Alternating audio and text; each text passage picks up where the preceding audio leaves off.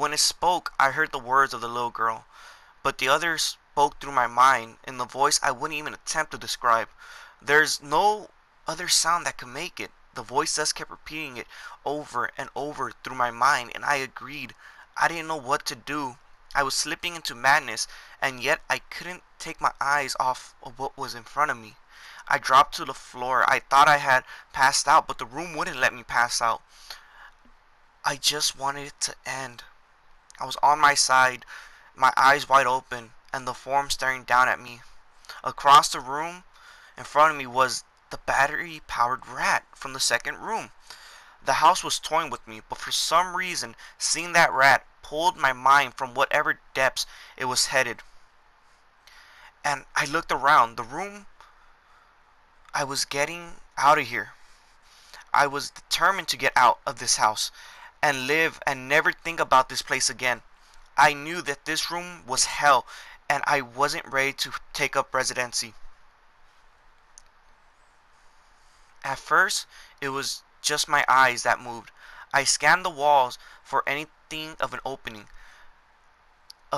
The room wasn't big, so it didn't take long for me to soak up the layout of the entire room. The demon just still taunted me. The voice grew louder as the form stayed rooted and stood where it was at. I placed my hands on the floor and lifted myself up to all fours and turned to scan the wall behind me. Then I saw something I couldn't believe. The form was now right on my back, whispering into my mind how I shouldn't have come. I felt the breath on the back of my neck, but I refused to turn around. I agreed.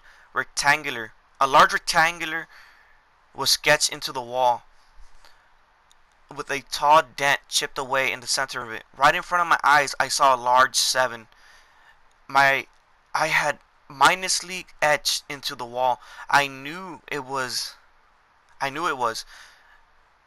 room 7, just beyond the wall, where room 5 was a moment ago.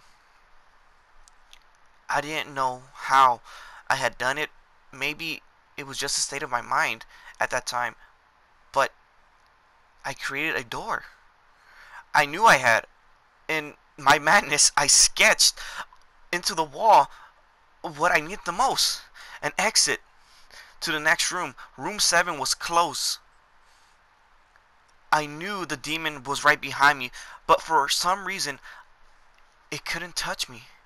I closed my eyes and placed both hands on a large 7 in front of me. I pushed and pushed as hard as I could.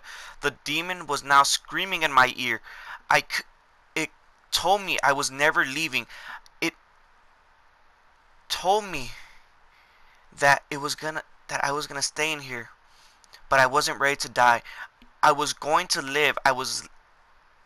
There is no room 6 for me. I pushed and screamed at the top of my lungs. I knew I was going to push the wall eventually. I clicked my eyes shut, screamed, and the demon was gone. I was left in silence. I turned around slowly and was greeted by the room as it was when I entered. Just a chair and a lamp. I couldn't believe it. But I have timed too well. I turned back to the 7 and jumped back slightly. What I saw was a door. It wasn't the one I scratched in, but a regular door with a large 7 on it. My whole body was shaking. It took me a while to turn the knob. I just stood there for a while staring at the door. I couldn't stay in room 6, but I couldn't. But if this was only room 6, I can only imagine what was 7 have in store for me. I must have stood there for like hours, just staring at 7, and finally I took in a deep breath and twisted the knob and opened the door to room 7. I stumbled through the door, mentally exhausted and physically weak. The door behind me closed and I realized where I was. I was outside. Not outside like room 5, but actually outside. My eyes stung. I wanted to cry. I fell to my knees and I tried, but I couldn't. I was finally out of that house. I was finally out of that hell house.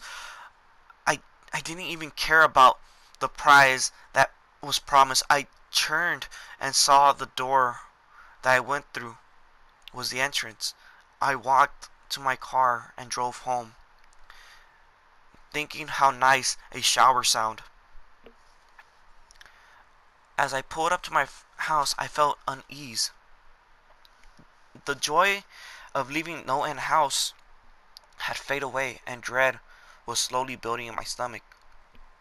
I shook it off as a result of the house and made my way to the front door.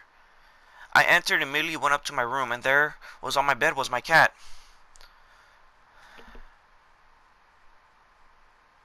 Fluffy. He was the first living thing I had seen all night. I reached out to pet him, and he hissed and swiped my hand. I recoiled back in shock, as he had never acted like that. I thought, oh, whatever, he's an old cat anyways.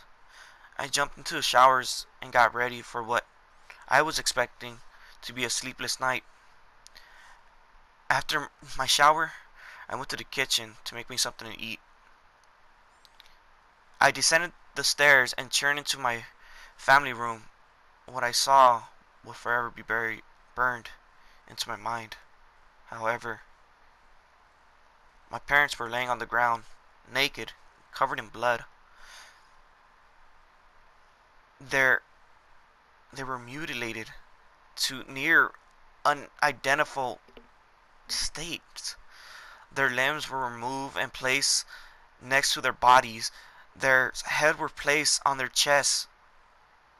The most unsettling part was their expression. They were smiling, as though they were happy to see me. I vomited and sobbed in the family room. I didn't know what happened. They didn't even live with me at the time. I was a mess. Then I saw it. A door that was never there before.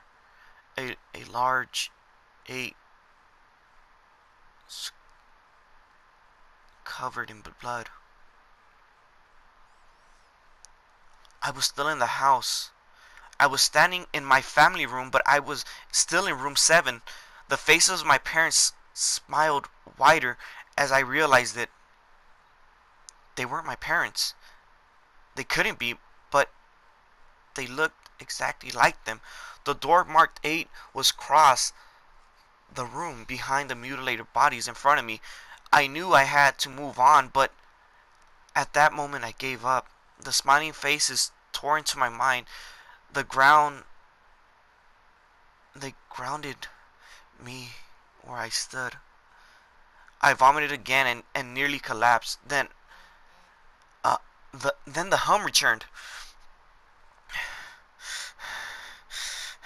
It was louder than ever. It filled the household. It shook the walls. The hum compelled me to walk. I began to walk slowly, making my way closer to the door and the bodies. I could barely stand, yet let alone walk. The closer I got to my parents, the closer I came to suicide. The walls were now shaking so hard it seemed as though they were going to crumble. But still, the faces smiled at me. As I inched closer, their eyes followed me.